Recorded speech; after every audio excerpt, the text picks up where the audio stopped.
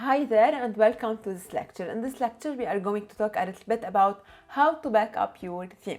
So I know that most of you are just starting out, so you don't need to back up your theme, but let's say you've already installed a theme on your store and worked a little bit on it. So how you are going to back up your theme? So either you duplicate the theme in here, you go to action, you duplicate the theme and you work on the offline version, or you download the theme files, you keep it on your PC, and then you will have a backup plan.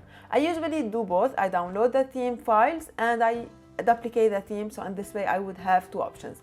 So after downloading your theme file, you can, whenever you want to restore your backup, go in here and upload the theme from here. So let's say, for example, this is my current theme and I want to change it. What I can do is I can go in here, actions, I can go to duplicate, and now I'm creating a copy of my theme. So let's say you paid for a theme and this theme now is offering an update. Okay, so you can duplicate your existing theme and you can update the offline version. In this way you will have time to manage the new update and to manage your storefront. So I'm duplicating this theme. It's taking a little bit of time. So as you can see, now I have my debut theme, which is the live one, and now I have a copy. I can go in here and I can choose to rename it. Let me rename it, for example, backup theme.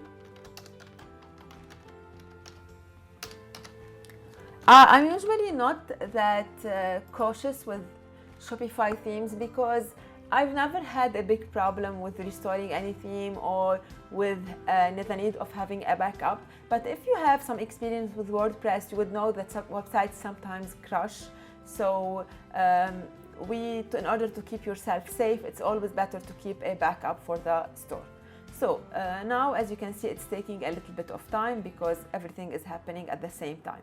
So this is my live theme and this is my offline theme. What I can do now, I can go in here, action, and I can change inside of this theme instead of changing my live theme. So if I have a live theme that's working, I can change the backup or change the copy. Then when I finish, I can publish it from here. Okay, I'm not going to do that because I don't have a theme already. I'm just starting from zero, but I'm showing you that in case you are already in here and you already have a store and you don't want to mess with your live with your store live while customers are visiting it.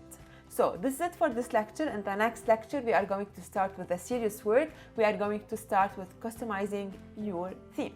So stay tuned and let's meet in the next lecture.